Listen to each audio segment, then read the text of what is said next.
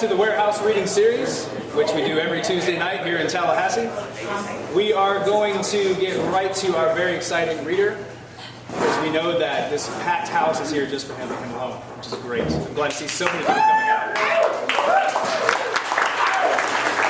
But first, some rules.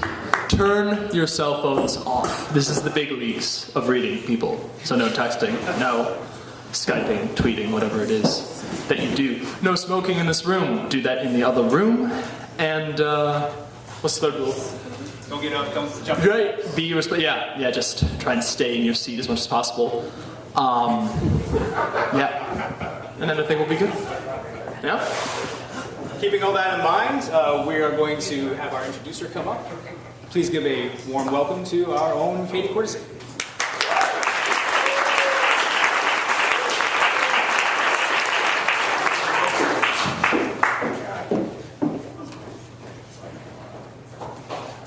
Also, I wanted to mention that Paul has agreed to take a few questions at the end of his reading, so when he ceases to read and we cease to clap, you can put something forward and have a conversation with him.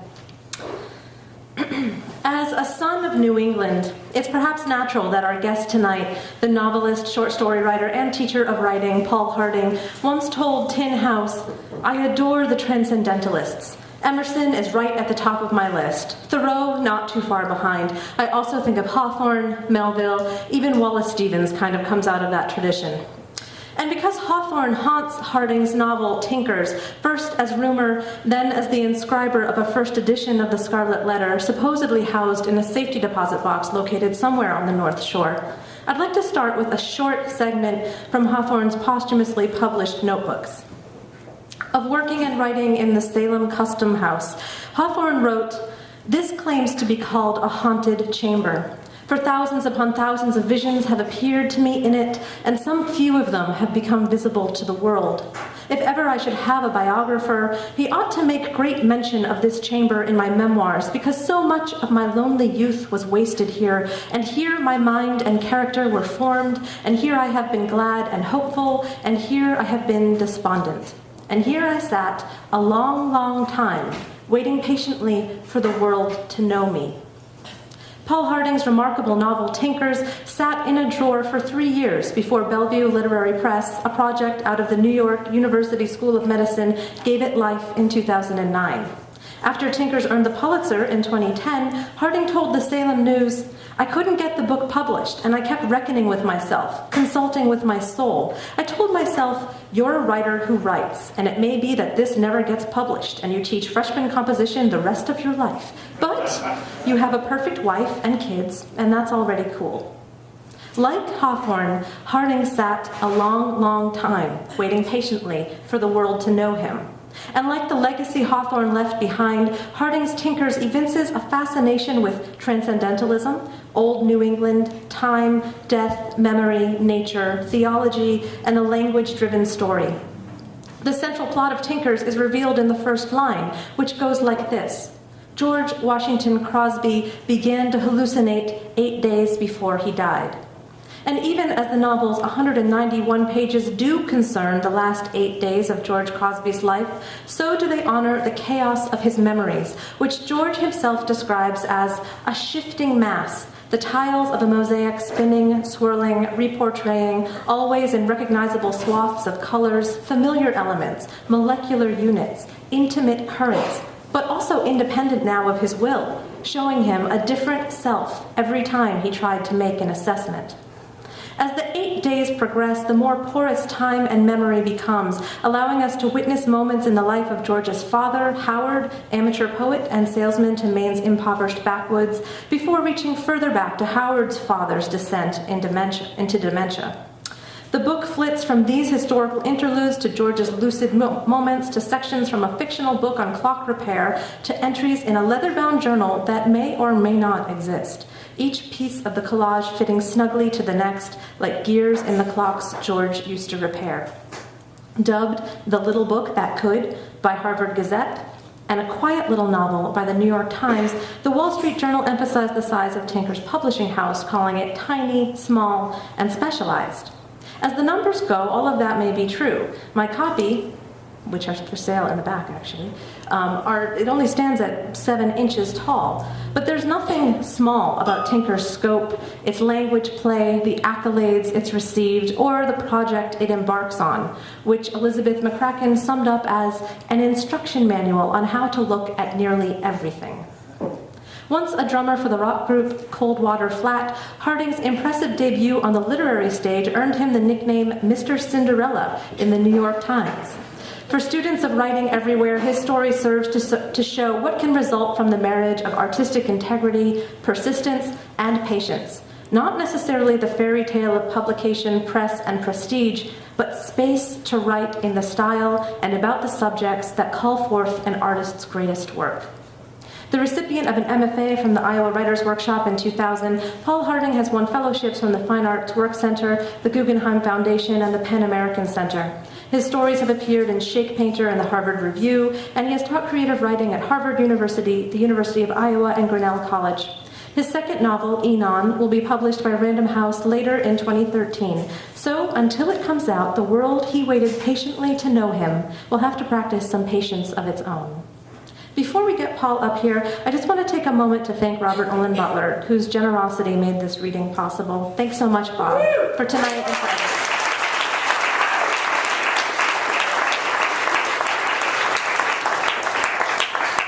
And now, please join me in welcoming Paul Harding to the stage.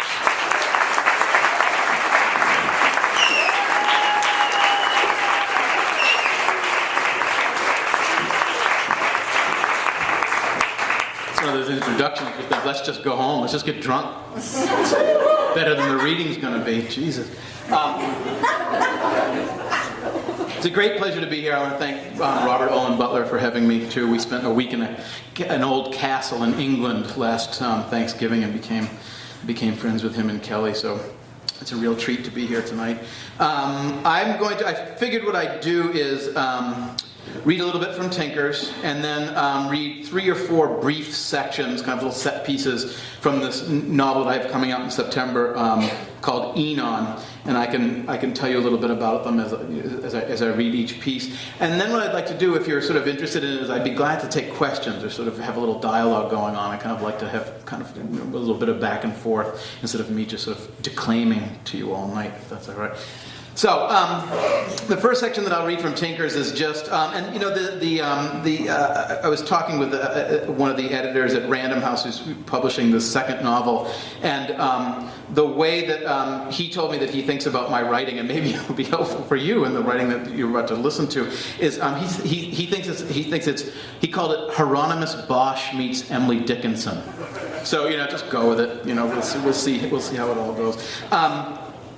So this is just a brief section from Tinker's. This is the character who is the tinker of the title. He's a kind of a brush and mop salesman in northern Maine in the 20s. And this is just a brief section where he remembers kind of the mental dissolution of his own father. So this is just him recollecting that. So.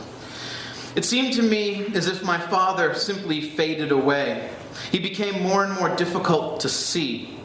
One day, I thought he was sitting in his chair at his desk, writing. To all appearances, he scribbled at a sheet of paper. When I asked him where the bag for apple picking was, he disappeared. I could not tell whether he had been there in the first place, or if I had asked my question to some lingering after-image. He leaked out of the world gradually, though. At first, he seemed merely vague or peripheral. But then he could no longer furnish the proper frame for his clothes. He would ask me a question from behind the box on which I sat shelling peas or peeling potatoes for my mother, and when I answered and received no reply back, I would turn around to find his hat or belt or a single shoe sitting in the door frame as if placed there by a mischievous child. The end came when we could no longer even see him, but felt him in brief disturbances of shadows or light, or as a slight pressure, as if the space one occupied suddenly had something more packed into it, Or we'd catch some faint scent out of season, such as the snow melting into the wool of his winter coat, but on a blistering August noon, as if the last few times I felt him as another being rather than as a recollection. He had thought to check up on this world at the wrong moment and accidentally stepped from whatever wintry place he was straight into the dog days. And it seems that doing so only confirmed to him his fate to fade away, his being in the wrong place. So that during these startled visits, although I could not see him, I could feel his surprise, his bafflement, the dismay felt in a dream when you suddenly meet the brother you forgot you had, or remember the infant you left on the hillside miles away hours ago, because somehow you were distracted and somehow you came to believe in a different life. And your shock at these terrible recollections, these sudden reunions, comes as much from your sorrow at what you have neglected as it does from dismay at how thoroughly and quickly you came to believe in something else. The world fell away from my father the way he fell away from us. We became his dream. Another time I found him fumbling for an apple in the barrel we kept in the basement. I could just make him out in the gloom. Each time he tried to grab a piece of fruit, it eluded him, or I might say he eluded it, as his grasp was no stronger than a draft of air threading through a crack in a window. He succeeded once, after appearing to concentrate for a moment, in upsetting an apple from its place at the top of the pile, but it merely tumbled down the other apples and came to rest against the mouth of the barrel. It seemed to me that even if I could pick an apple up with my failing hands, how could I bite it with my dissipating teeth, digest it with my ethereal gut? I realized that this thought was not even my own, but rather my father's, that even his ideas were leaking out of his former self. Hands, teeth, gut, thoughts even, were all simply more or less convenient to human circumstance. And my father was receding, and as my father was receding from human circumstance, so too were all of these particulars. Back to some unknowable froth where they might be reassigned to be stars or belt buckles, lunar dust or railroad spikes. Perhaps they already were all of these things, and my father's fading was because he realized this. My goodness, I am made from planets and wood, diamonds and orange peels, now and then, here and there. The iron in my blood was once the blade of a Roman plow. Peel back my scalp and you will see my cranium covered in the scrimshaw carved by an ancient sailor who never even suspected that he was whittling at my skull. No, my blood is a Roman plow. My bones are being etched by men with names that mean sea wrestler and ocean rider. And the pictures they are making are pictures of northern stars at different seasons. And the man keeping my blood straight as it splits the soil is named Lucian, and he will plant wheat, and I cannot concentrate on this apple. And the only thing common to all of this is that I feel sorrow so deep that it must be love. And they are upset because while they are carving and plowing, they are troubled by visions of trying to pick apples from barrels. I looked away and ran back upstairs, skipping the ones that creaked so that I would not embarrass my father, who had not quite yet turned back from clay into light. So there's a little beach reading for you from Tinkers.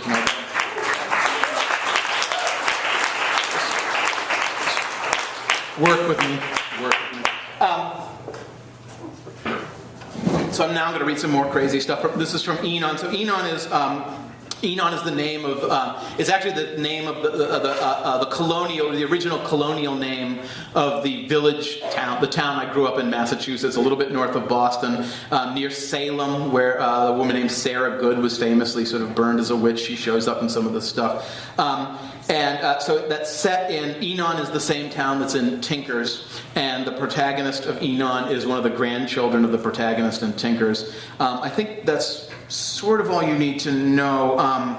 The protagonist's name is Charlie Crosby, and the main kind of dramatic premise of the novel is that he has lost his only child. His daughter Kate is struck by a car when she's riding her bike, and she's 13, and he sort of becomes unhinged and, sort of spirals, into a cesspool of drugs and alcohol abuse, and he ends up breaking into people's houses and stealing their drugs and all this, and kind of ends up being this kind of wanderer throughout the town at night, and almost at the end of every night he ends up in the cemetery, the local cemetery where she's buried, but he always stays on the hillside above her grave because he feels as if he's in front of her grave, she'll see him and be ashamed of him, all this sort of stuff. So I'm going to read just a few pieces that are actually sort of him in the cemetery, just at different stages after her death. One of the things that he does in order to sort of negotiate dealing with the grief is he imagines all of the people who have died in Enon from 1630 when it was first colonized up until the present as being sort of the citizens of this, like the sort of the dead version of the town, the underground version of the town, and he sort of repatriates his daughter into that and sort of imagines her interacting with all these different people. So the first part I'm going to read is just a little bit. It's a scene where his daughter is still alive, but they visit the cemetery because the rest of his family is buried there. So, I remember his daughter's name is Kate. His name is Charlie. I remember sitting at our dining room table one late afternoon in the spring, with rain and wind blustering around the side yard and through the maple trees. Susan, his wife, was in the kitchen finishing some schoolwork, she's a teacher, while Kate and I played a board game called Sorry at the end of the table nearest the windows. The rest of the table was piled with clean laundry that needed folding. Kate drew from the deck of cards placed on the middle of the board. 8, she said. She tapped one of her playing pieces along, counting 1, 2, 3. I drew a card. Move backward 4, I said. Kate said, sorry, Dad. That's half the fun, kiddo. Dad, who's my grandmother, she asked. Well, she was Grandma Crosby. So who's my great-grandmother? Well, she was Nana Crosby. I never met her. Well, yeah, you did, but you were a real little kid, almost just a baby. Who's my great-great-grandmother? Well, she was Grammy Black, whose name, in fact, was Kathleen, which is kind of like Catherine, but we didn't name her after you. Why not? Well, because she was what your Grampy Crosby used to call a pisser. She was a grump who lived in her bathrobe and bossed everyone around and complained all the time. Who's my great-great-great-grandmother? I don't know that far back. Well, who's my great-great-great-great-great-great-grandmother? Take your turn, wise guy. Okay, wise guy. Kate took another card and tapped out the spaces. Hey, Kate, you and I need to go to the garden store and get some red geraniums and go to the cemetery where Nanny and Grampy Crosby and Grandma Crosby and Grammy Black even are all buried, and plant them in front of their stones to make them look nice for Memorial Day. You know geraniums. You've seen them the times we've gone to the Memorial Day parade and stood near where everybody's buried while they talk and when they shoot the guns. Yeah, and all the Cub Scouts run for the bullet shells. The next Saturday, the weather was mild and bright. Susan went out on the side porch and tipped the rainwater out of the seat of one of the plastic chairs and wiped it dry with a dish towel. She took her coffee and a stack of papers to correct and sat out in the sun. I dug up a couple of trowels from the mess in the garage and tossed them in the foot of the well on the passenger side of the station wagon. The wagon was the last my grandfather had bought before he had died. It was rusted and decrepit, but I had a great loyalty to it, an unabashed sentimentality about having ridden around in it with my grandparents before I had become a husband and a father. It was white and had a broken deck for cassette tapes and electric windows that only worked half the time and less than that in the cold weather. The tires were bald and the chassis shook so violently when the car idled that it sounded as if the entire exhaust system were about to drop out of the bottom of the car. I felt like a bad parent every time I drove Kate around, but I also had a sincere, if wholly unfounded faith that the car was charmed and that Kate would never come to any harm in it. I said to Susan, Kate and I are going to get flowers and plant them at the cemetery. Okay, babe, say hi to everyone for me, she said. Funny, I said. Kate and I bought a tray of 6 red geranium plants at the garden center and then drove to the cemetery and yanked up the old plants from the previous year. Kate took the job seriously, telling me to make sure that we lined up the rows of holes for the new plants and spaced them evenly so that they would look neat. She pulled one of the plants from its pot and held it in front of her nose. She sniffed at the flowers, then at the root bundle and soil. Does it smell nice? I asked. Kind of, she said. I like the way the dirt smells better than the flowers, I think. It's pretty cool how the roots stay in the shape of the pot, huh? I said. That makes it easy. You can just stick the whole thing right into the holes you made.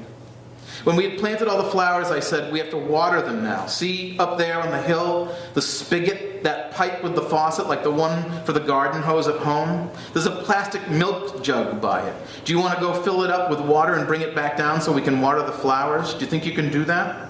Yeah, I can do it, Kate said. She started to march up the hill, zigzagging in between the headstones. She sang a song to herself that I didn't recognize. As she made her way up the hill, her singing became fainter, and I could only hear intermittent notes carried back down on the breeze. The farther up the hill she went, the more the headstones in between us obscured her. I had a sudden impulse to follow her. The way the headstones looked, almost like walls made of alternating granite and marble and slate shingles. It seemed as if she might lose her way among them, as if they were arranged in narrow rows without exits or with dead ends, as if she were walking through a maze suddenly. You see it, sweetie? I called up. She turned around toward me. You see it? I called up again, louder. She took a step back toward me and I waved her back. Never mind, you're fine, I yelled. She turned back toward the spigot.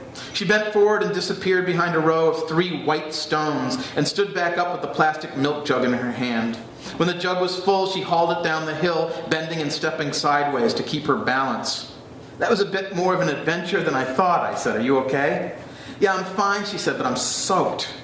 She set the jug next to the headstone, dropped onto the apron of grass in front of the, dropped onto the apron of grass in front of the plot and lay on her back. I sat down next to her and we were quiet, looking up at the maple trees and their new luminous shawls of foliage, and at the blue sky and the clouds, which are gray with white piping and silhouettes of gold light. Kate tipped her head back far enough to see the headstone behind her. She whispered letters to herself, translating them from upside down, and half-spelled the names on the stone. She stopped reading and looked at the sky again and shivered. Her arms were covered in goosebumps. Chilly? I asked. Yeah, she said, it's warmer standing up. You're right, let's get up and water the flowers and go get you changed. Our work here is done. I pushed myself up, then gave Kate a hand and hoisted her to her feet. She poured the water into the soil around the plants, and it rose and broke over the edge of the grass and streamed down away from the plot, beating through the turf and shining like chrome. So that's from before she passes away, and that's actually the plot in which she's buried. So that's called foreshadowing. In case anybody, that's a technical word for what. Okay, it's a teaching moment. So this is now when he's starting to take the memory of his daughter and sort of do these things with it. If you look at the side of the hill between the 6th and 7th holes of the Enon Golf Club, west of the cemetery, you can still see traces of the foundation of the town's only windmill. The windmill burned down in 1661. Further down the hill by the road, near the putting green for the 10th hole, stood the house of the father of Sarah Good, who was condemned as a witch and hanged down the road in Salem in 1692, and who famously told her accuser that God would give him blood to drink. I wondered if the girls I had seen in the cemetery knew this. One of the things that keeps happening to him, he keeps running into these kind of gothic girls, these teenage girls who sort of drink wine and smoke cigarettes and read each other's tarot cards. So that's just who it's. Read the book, anyway, you'll see. I wondered if the girls I'd seen in the cemetery knew this. I imagined it would please them, that they'd feel an immediate kinship with her, with Sarah Good, like Kate always had from the first time I told her about the witch trials. Perhaps a kinship that ran deeper than their usual teenaged sense of persecution. I read about Sarah Good in an old history of the town, published in 1823 for the town's bicentennial. It was striking to think that at the time the author of the book, a man named Barnett Wood, already considered Sarah Good a part of the town's remote history. I like to think about the fact that he wrote his book 175 years before I read it, and that Sarah Good met her fate 130 years before he wrote it. Sarah was hanged in Salem, but there were nights when I passed through the center of the village and imagined her swinging in the wind from a gallows where the Civil War memorial is. which was originally a green used for common pasturage. The statue standing atop the pediment of the memorial is modeled after a man named Benjamin Conant, who fought in the Union Army and was famous for the grapevines he kept, and who repaired shoes before and after the war out of a small shack behind one of the larger houses along Main Street, which is still there and is now used as a tool shed by a dentist. Benjamin Conant's statue was erected in 1870 while he was still alive, 47 years after Barnett Wood published his book, A History of Enon, on the occasion of its bicentennial, 178 years after Sarah Good was hanged in Salem, 30 years after the first Crosby settled in Enon, and 135 years before my daughter was buried half a mile up the street. In fact, Barnett Wood and Benjamin Conant are both buried in the cemetery as well. I don't know where Sarah Good is buried, maybe in Salem. I never looked it up. But the woods of Enon are full of very old and unmarked graves, and hers may very well be among them, along with the bones of animals and citizens, sheep and dogs, fathers and brothers, oxen and horses, mothers and aunts, pigs and chickens, sons and daughters, anonymous cats and owls, Puritans and Indians, and unnamed infants, all getting their bones mixed in the currents of soil and groundwater, migrating beneath the foundations of our homes and the fairways of the golf courses, trading ribs and teeth and shins and knuckles, commuting under baseball diamonds in the beds of streams, snagging up on roots and rocks, shelves of granite and seams of clay. There are certainly more citizens of Enon beneath its 5,400 acres than there are above it. Just beneath our feet, on the other side of the surface of the earth, there is another subterranean Enon, which conceals its secret business by conducting it too slowly for its purposes to be observed by the living. It was easy for me to imagine Kate living in an Enon that existed in the past, though, where all the citizens from all the village's history lived among one another. I could see her, newly arrived, walking alone down Main Street, between the cemetery and town hall, the Memorial Day parade route, I guessed. I saw her as having come from the beach a mile away, not from the sunbathing she'd done with her friend Carrie right before she died, but from a landing, a disembarkation after another trip across another Atlantic. Kate has dried in the breeze, but her skin is salted and her hair, clothes, and beach towel brined. She's pale and still wobbly on her feet from the weeks of the rise and fall of the trip across the oceans, and still feels nauseated from the seasickness she suffered most of the way. The details of the shore and the dark boat that brought her are imprecise, beyond the boundaries of this other Enon. I knew that the boat turned back after its crew saw Kate safely ashore, and that by the time she entered the village, it had sailed beneath the horizon to fetch more pilgrims. Main Street is unpaved and called the Turnpike. A dog, a terrier, trots out onto the road from the high corn that grows in a field belonging to the farm opposite the cemetery. It approaches Kate and barks and grins. Kate crouches down and says, "Hi, boy," to the dog and scratches it behind the ear. The dog is small, a descendant of the first terriers the villagers must have kept in order to help control rats. Kate takes a corner of hard yellow cornbread she has rolled up in the beach towel and offers it to the dog. The bread must be old and stale and salty, the last of Kate's rations from the crossing. The dog sniffs at the bread, looks up at Kate, yawns, shakes itself, and trots off toward a low brown house with a high roof and small windows fitted with diamond-shaped panes of leaded glass. The house stands alone behind a stone wall running along the road. The front door of the house is closed, and when Kate gets to it and knocks, no one answers. She walks around to the back of the house. There's a dirt yard and a garden planted with good King Henry and purslane, smallage and skirrets, and other obscure herbs dotted with black and midnight purple flowers that have prickly, hairy leaves the color of bats' wings. Kate does not recognize any of the plants. There's a pile of wood stacked against the back wall. Kate turns from the house and looks up the hill, which appears to be used for pasturage.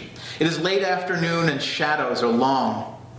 A quartet of goats are making their way across the summit of the hill, slowly, in single file, and their thin shadows stretch at oblique angles ahead of them, in parallel lines down the length of the hill, as if they are puppets being marched along the crest of a stage at the ends of long black sticks. Halfway up the hill, there's a girl, 2 or 3 years older than Kate, sitting on a stump with her elbows on her knees, one hand curled into a fist on which she rests her chin, the other hand extended and open, palm up, in which a small yellow bird is perched, eating thistle.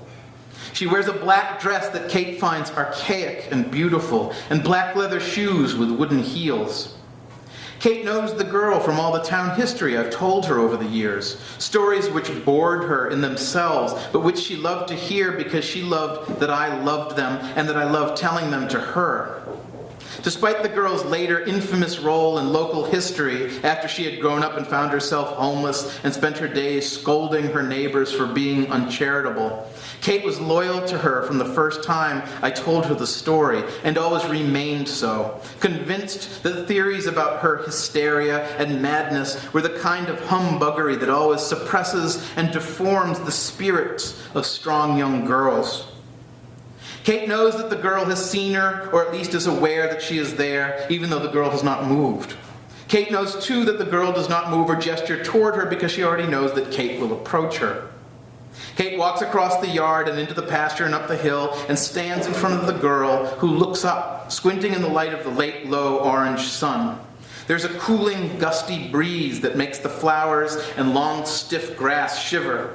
The pasture smells like grass and open earth and faintly dung. Kate says to the girl, "You are Sarah."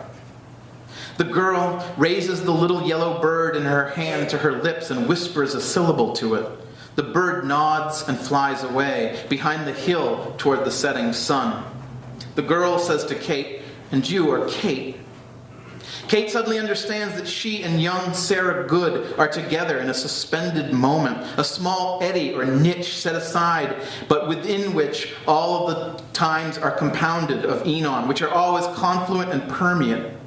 Sarah stares at Kate in a manner that is patient and deeply familiar, and which frightens Kate. Kate begins to cry, and Sarah reaches out and takes one of her hands in both of her own.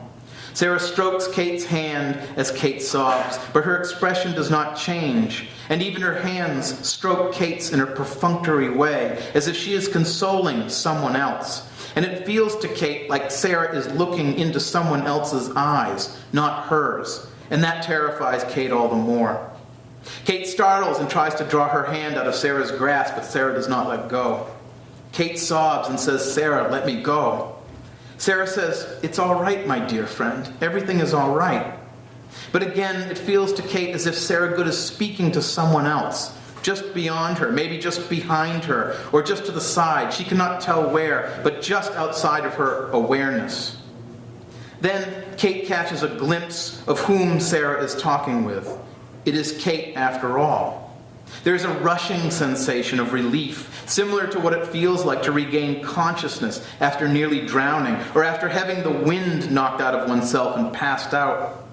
Kate gasps, and there is a flooding of herself back into herself, and she looks at Sarah, who is now clearly looking right at her, was looking right at her all along, and who is once again Kate's dear, cherished old friend, born, grown, scapegoated, accused, condemned, and hanged. And Kate is once again herself, also born, also grown, beloved, struck down and killed 3 centuries on, tomorrow, just this moment, ages ago, on the very road laid out below them. Kate kneels down in front of Sarah and rests her head in her friend's lap. Sarah runs her fingers through Kate's hair and says, not much louder than a whisper, "Sometimes it's hard to remember." So here's just a couple of short little bits that are just him as he sort of is sort of dissipating more and more and sort of becoming more susceptible to hallucinations and all that sort of stuff. It's the case in physics that when 2 photons are collided together in a particle accelerator, new particles are created in the collision.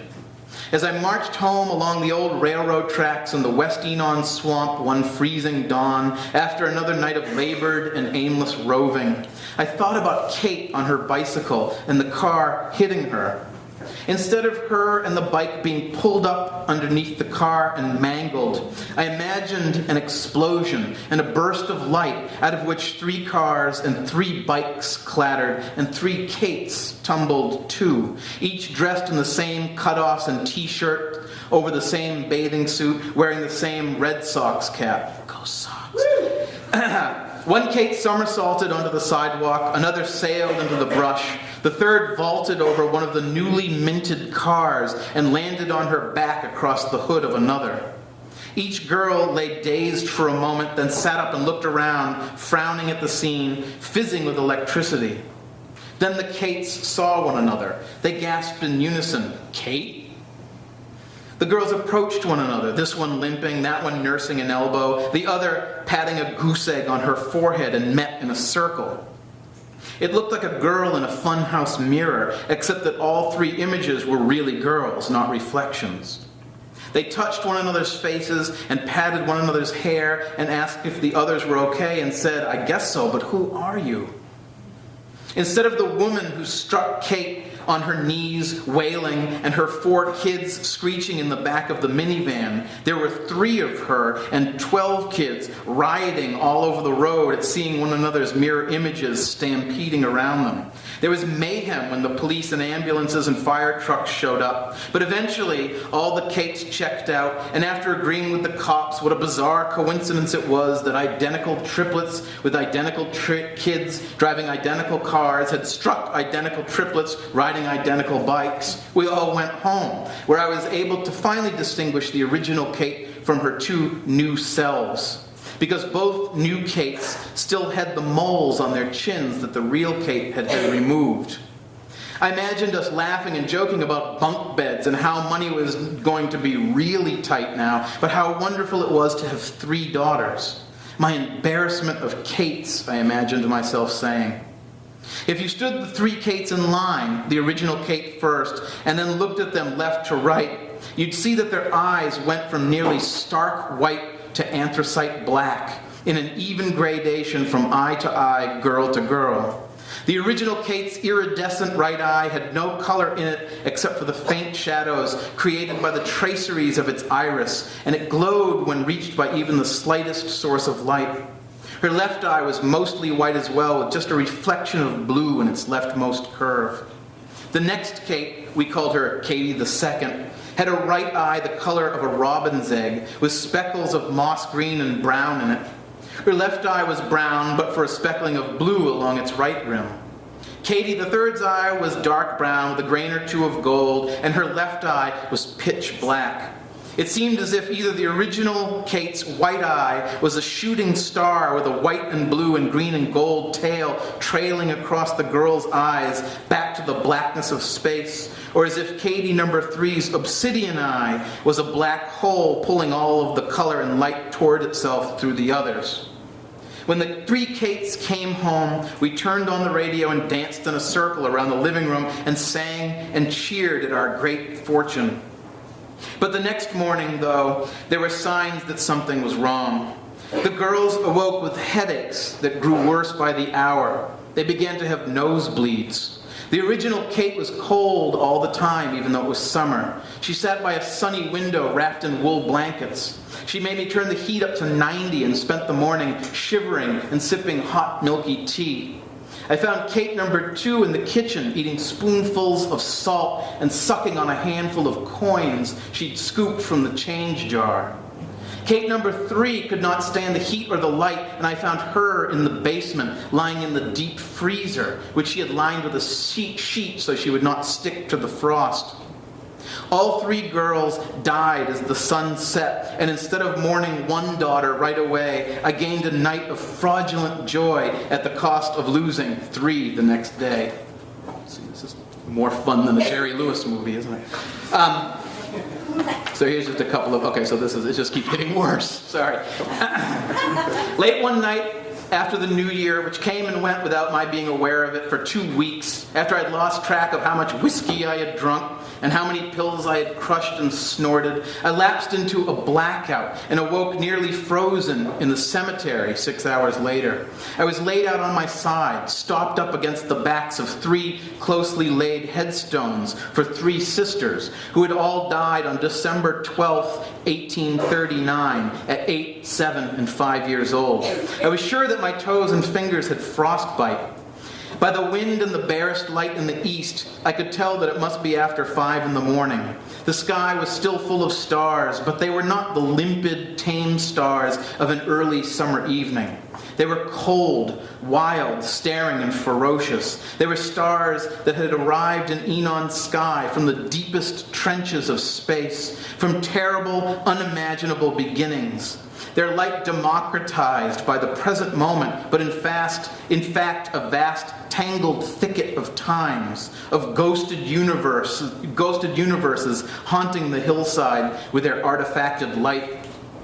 Their light unsettled me the way the open eyes of a dead person would, because it is impossible to believe that open eyes do not see.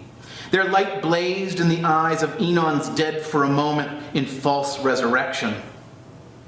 I rose and convulsed from the cold and retched from the poison. I looked over at the snow-covered golf course where kids sledded every winter and imagined the dead having sledding parties at midnight on the back slope of the hill, warming their finger bones in blue fires that they kindled in granite urns, laughing when they held their hands inside the flames. I imagined them melting clumps of dirty ice in a tin bucket over the fire and drinking the hot, muddy brew and cackling with glee as it ran off the backs of their jawbones and spattered down their ribs. I imagined them using headstones for sleds. The idea made me nauseated, and I repented of it. I had the urge to go to Kate's stone and kneel in front of it and say, "I'm sorry," over and over again, because no matter how much I knew better, I could not stop myself from stepping over the same dark threshold night after night, trying to follow her into the country of the dead in order to fetch her back, even though she visited me in dreams and never left my waking thoughts. Memories of her feeding birds and practicing running the mile and playing cribbage were not enough. I was ravenous for my child and took to gorging myself in the boneyard, hoping that she might possibly meet me halfway or just beyond, one night, if only for an instant.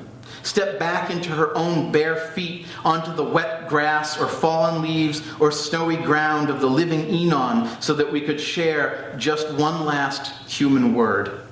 I think I'll stop there.